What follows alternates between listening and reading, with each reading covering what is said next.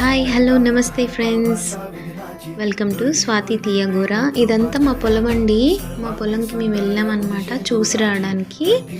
So అక్కడ పక్కన వాళ్ళది అరటి చేను అనమాట.